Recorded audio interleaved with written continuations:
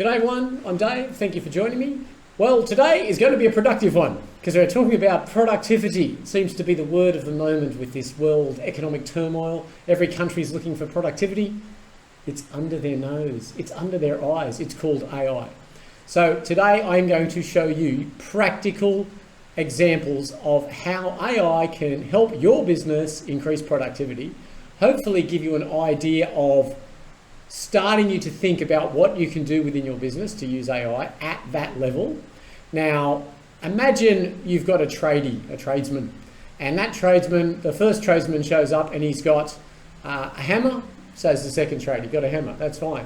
This tradie's got a drill, a hand drill. The other tradie's got a big electric drill, right?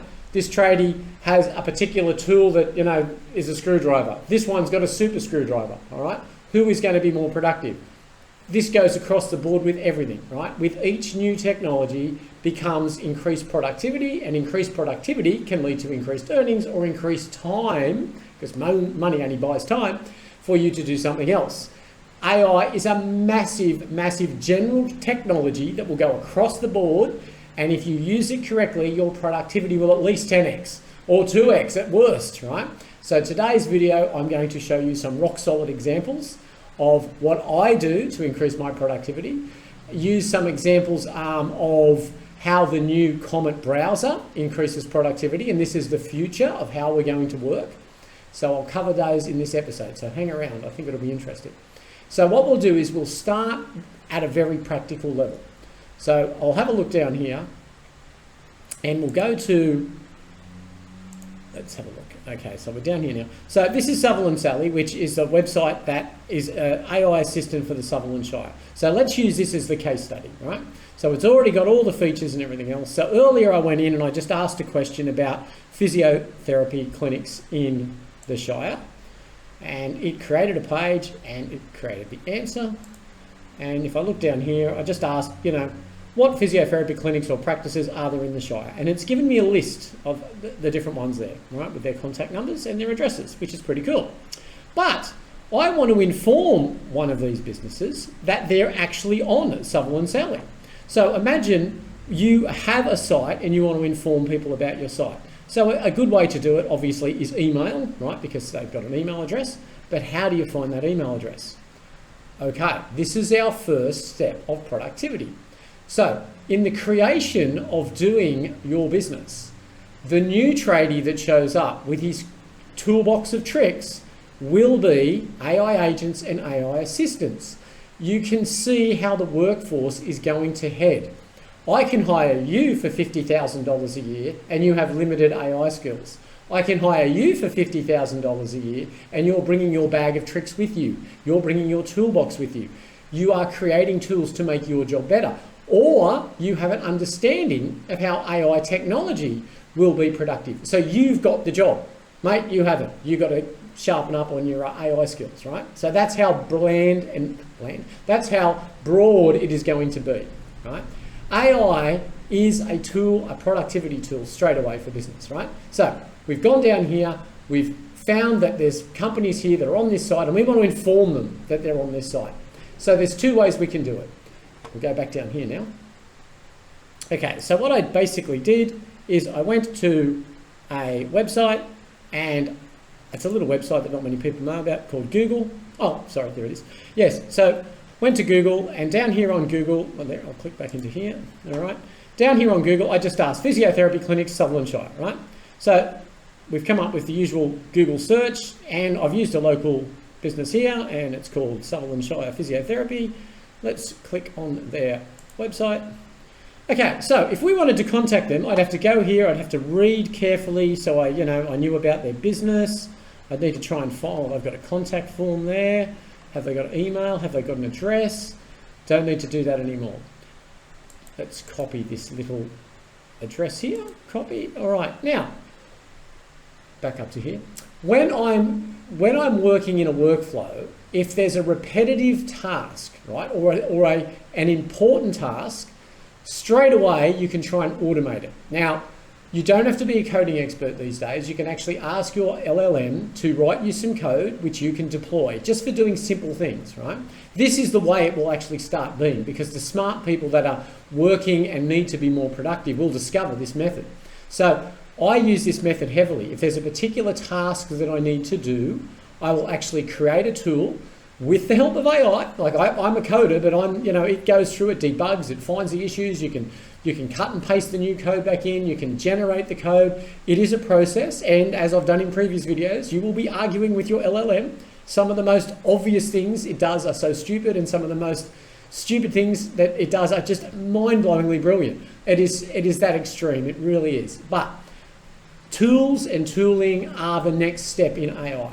This is what you can use in your business, right? So I needed a tool to help me in the process. So let's go back down here. What I created is a tool here. Let's load it up here. Stop and run. I'll move this over here out of the way. Okay, so this tool is called Dave's Email and Intel Collector, right? Now, basically what this tool does is I can drop the address, the URL, right, the web address, into here. I am using AI to analyze the website. I am using AI to collect information on the website. I, for example, can't email this company if I haven't got an email address. I can't knock on their door if I don't know where they are. I want to know about their business before I contact them. But this is where we use AI to buy the intelligence to help me do this. Watch what happens when I click the Analyze button. Automatically, it goes to the website, it finds the email address, it finds the contact number, it finds the link to the contact form, it's got their address, it does a summary of their business, because I've got one AI agent or assistant going through and saying, what does this business do? Okay, so it's a physiotherapy centre in Miranda, yes, we're open, blah, blah, blah, blah, blah. Now, this is the email that will be generated to them. G'day guys, I noticed you specialise in Sutherland Shire Physiotherapy Centre and love how you showcase that expertise for locals. Just letting you know you're on Sutherland Shire Sally with the link, and then a question, would you like to talk to us for 10 minutes about Sutherland Sally? And then basically saying that, it's great to see that you're on there. Now, that automation, how much time did that just save? Straight away. And I can bulk do that. I can put a whole lot of email and website addresses in there, and it will go through and gather this information. I can even get it to write and construct the email and send the email. So that process, I've used AI within the coding. This is the golden thing. It's not about just writing code that is right or wrong. You have got fuzzy logic with the AI. The AI can look at it, analyze it like you and me. It's autonomous. It can say, oh, I noticed they do this, they do that. So this is the future we're going into. So there's example one of productivity straight away, right? Let's have a look at a couple of other examples. So we'll shoot back down here and we'll go across to, and we'll go back into Sutherland Sully here. So let's go back home and move my head over here. And go back over there again. Okay, so we can see with Sutherland Sully that I've got maps. Now on these maps, there are pin drops. But to be able to get the pin drops not to go anywhere, I needed a tool to help me write about 700 lat longs. So instead of meticulously going through and doing it, the AI helped me create an assistant. So let's go down into here. Here's another little tool that was created. I can type in the lat longs, I can put in the location, and it will create a list and will generate the list for me so that all the images for the Sutherland Shire or any other site have accurate lat longs. They are generalised lat longs, so they're just put somewhere in the Sutherland Shire, and as advertisers decide they want to advertise their business, we change the lat long to their actual business with an image of their business. But the whole site is propagated at one click. This is at one tool that I made. Okay. Here's another tool, the next tool here. This one is called the transcript website add and remove tool. Okay, so I had a very big task. Can you imagine the Sutherland Sally site has got 700 pages of information, and I wanted to change some of the web addresses on that. So to go through manually and do this would be a massive task. So instead of keep going backwards and forwards with your LLM, what you do is you basically create a piece of code, an app that you can run that does that specific task. And we can see in this one, we've actually given it what we want to do, and this is a powerful tool. Here's another one. Okay, I need to be able to, I get given information in PDF format, and I need to convert it. Now, there are lots of converters around that will do it online for free, but they're not very efficient. Because you're running your own code and you're getting the AI to show you how to build code, you can create one. So I've actually now, I can upload any document, whether it's a photograph of the pricing, a menu, for example, and it will extract all the information for me. It runs the latest OCR and it will output. So I can then use that in the projects that I'm doing. There's another tool I've created. Okay, you can have fancy tools like I've got here, where you've got a really nice output, or you can create just a simple operational tool here. Okay, I need to find out if these URLs are actually alive. I don't want to publish something that's dead, so I cut and paste the URLs into the doc and I run it. It's not as pretty, but it does the same thing. The same thing applies. It's basically a tool that we've created, okay? So that is a very good way. Now, these tools sit externally. What I also want to do, when there's a tool that's really important, I place it into the admin side of the site, because I only want admin to this, and it's a tool that will be used a lot.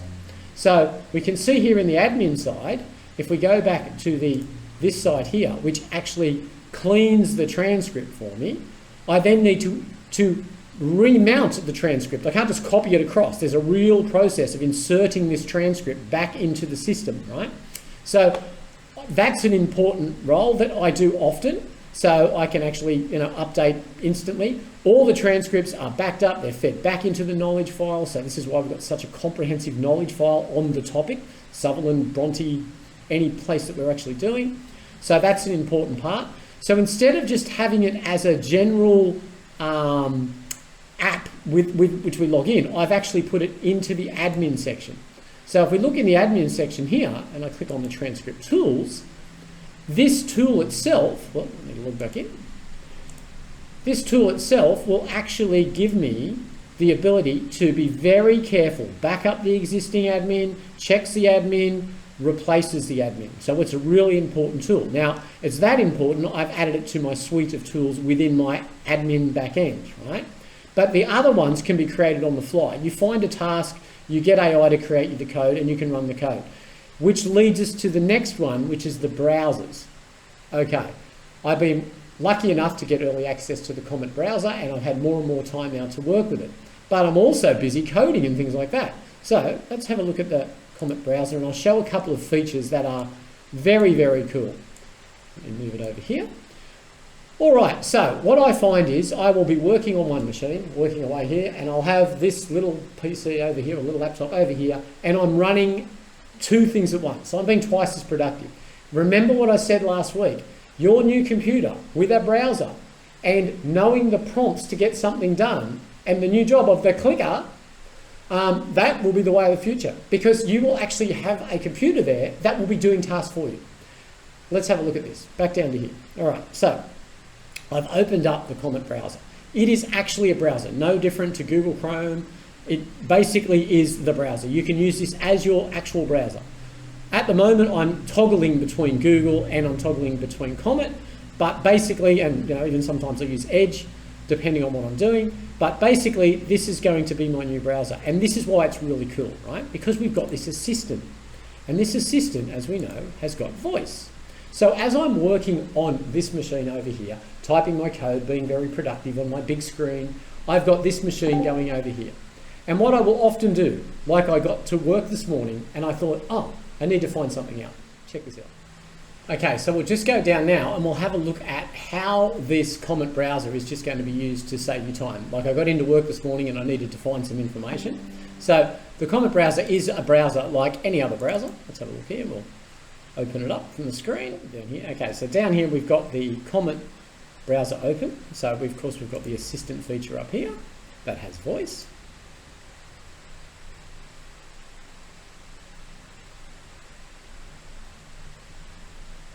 Waking up. I know how we feel that way. Good morning. Good morning. How can I help you today? Yeah, look, I'm just doing some work here, and I haven't had a chance to check the cricket. I hear that England got beaten in the cricket, And I'd like to see a video of Chris Wokes coming down. Apparently he was injured, and it was quite an important moment. Would you be able to grab me a YouTube video and find that if it's available for me? See what happens. Okay, so I'm working away here, working on my machine, blah, blah, blah. I just ask the machine next to me here, and here we go. And here he comes. What's this? A la 1963. Colin Cowdrey walking down the stairs at Lord's. He'll be at the non-striker's end. And if ever you wanted drama, here's drama for you. Chris Wokes makes his way into the Kennington Oval. Look, that is just fantastic. You know, No I'm worries at busy all. and... Let me know if there's anything else you'd like me to look up. No, you did a great job. Okay, I'm going to close you off here for a minute. Okay, so there's another example. Now, that is productivity, because I would have to stop, I would have to do a search, I would have to find out what's going on. At a glance, I could just ask the machine. So you can now see, maybe the computer industry is a good industry to be in, because people are going to have more screens, because each screen is basically an employee that can do things. Okay, now let's get something a little bit more serious. Now, if we get rid of that, we'll close that down. I have got particular sites that I want to discover some information about, right? So what I do is whenever I'm using an LLM, I actually get it to write a prompt at the end. If it's done a good job, I always say, summarize this and write this as a prompt because I want you to do things again. So what I've done is I've created a prompt here. Every day, I like to check my statistics on my websites, right? Now, normally what I would do is I would need to log in, I would need to look at each individual site, and then I would need to actually decide the information, right? Then I would have to cut and paste it, put it into a file somewhere. I do this every day, daily routine, takes a long time.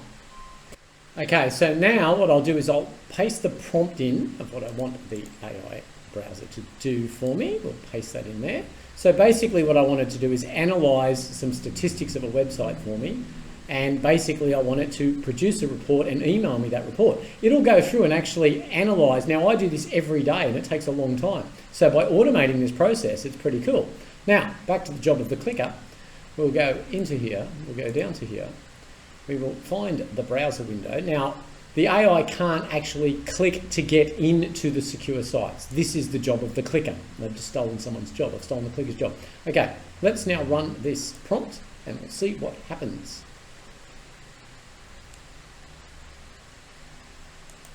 Press the button. Okay.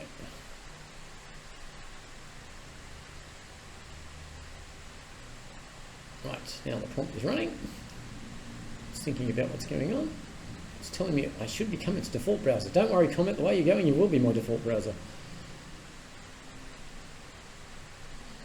Okay, all right, well, it's gathering the information. It's got the site.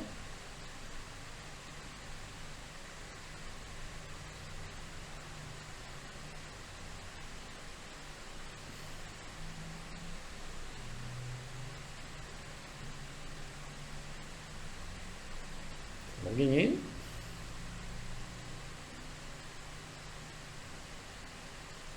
Right. Okay, so just going to go continue. This is the clicker's job. See, continue, and I'll show you a trick. Just copy and paste it, because if you do get prompted, you can then just keep going. Control V and hit enter while you're sitting there having your coffee or whatever you're doing, getting it to work for you. Okay, so now it's doing what I asked. It's already worked out the process. We can see, hands-free, I'm not touching anything. This is all being done by the browser. You can be sitting doing some other task and it's running over there. Productivity to the max. Okay, it has found the site. It is looking at the site. It is analysing the site for me. I would normally have to scroll through this site. I would have to try and gather the information. A lot of it you do every day, so you know exactly what you're looking for. It's now what, the 5th, so 5 days into the month. I can see at a glance the amount of unique visitors this site's getting. Then we can have a look at the report here. It's working through. Okay, it's exceeded the task. It's extracting the information. It's getting the report ready for me. And again, I'm working on my other machine here. This is just happening on the other machine, doing what it's doing. I'm asking it questions. It's processing my work. It is being very productive for me. Come back down to here. All right, let's have a look here. Found to the screen. It's going to email the report. Okay, well laid out reports. This allows me to create the exact details. Okay, well I should be getting an email soon, so we'll have a look at what's happening. Please confirm if you would like to manually copy. We're just going to go the good old Control V, continue. It can work it out. It's asked me a question, but